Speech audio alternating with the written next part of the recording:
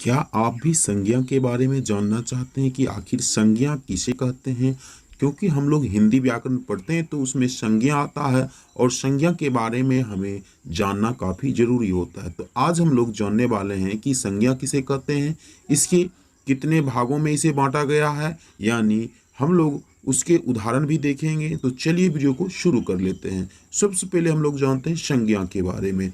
संज्ञा कहता है किसी व्यक्ति, वस्तु या स्थान के नाम को ही संज्ञा कहते हैं। यानी अगर आप बोल रहे हैं पटना, बेगूसराय या भागलपुर, या किसी के नाम में बोल रहे हैं, जैसे हो गया मोहन, सोहन, सीता, गीता, या कोई वस्तु में बोल रहे हैं जैसे लकड़ी हो गया, पंखा हो गया, ये सब बोल रहे हैं, तो इसी के नाम को ही क्या कहते हैं? संज्ञा कहते हैं।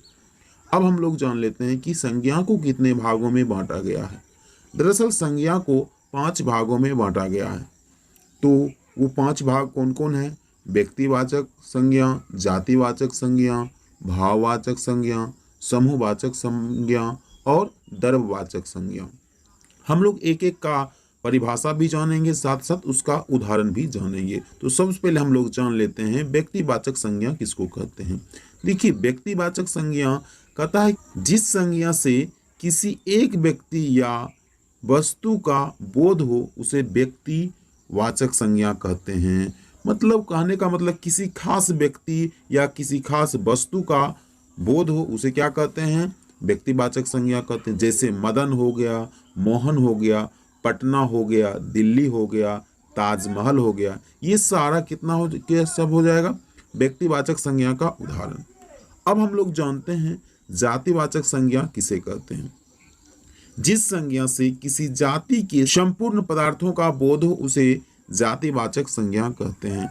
अर्थात लड़का हो गया, इससे संपूर्ण उसके जाति का बोध होता है, ये इसलिए लड़का जो होगा वो जातिवाचक संज्ञा होगा। गाय हो गया, घोड़ा हो गया, औरत हो गया, और ये सभी हो गए इत्यादि।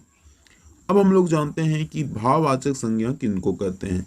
भाववाचक संज्ञा का परिभाषा है जिस संज्ञा से किसी व्यक्ति या वस्तु के गुण, धर्म और स्वभाव का बोध हो उसे भाववाचक संज्ञा कहते हैं। जैसे किसी के प्रति हमें दया आ जाती है, किसी के प्रति हम लोग को मित्रता रहती है, या हो गया कोई चीज हम लोग खाते हैं तो उसमें खट्टा हो गया या मिठास हो गया, किसी को चतुराई रहता है या बुढ़ापा, ये सब जो होगा वो हो जाएगा भाववाचक संज्ञा का उदाहरण।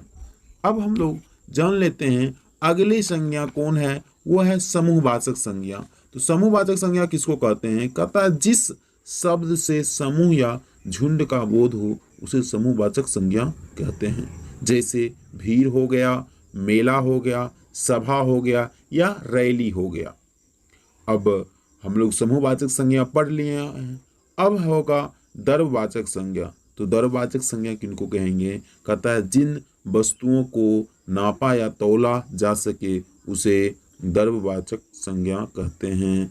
जैसे पानी हो गया, घी हो गया, तेल हो गया, सोना हो गया, चांदी हो गया, आटा इत्यादि, जिनको आप लोग नाप सकते हैं या तौल सकते हैं, तो वो सारा क्या कहलाएगा? द्रव्यवाचक संज्ञा। इस तरह आप आसान तरीके से संज्ञा के बारे में जान लिया। इसी तरह और भी इंटरेस्टिंग वीडियो देखने के लिए आप हमारे इस चैनल को जरूर सब्सक्राइब करें। मिलते हैं नेक्स्ट वीडियो में, तब तक के लिए जय हिंद।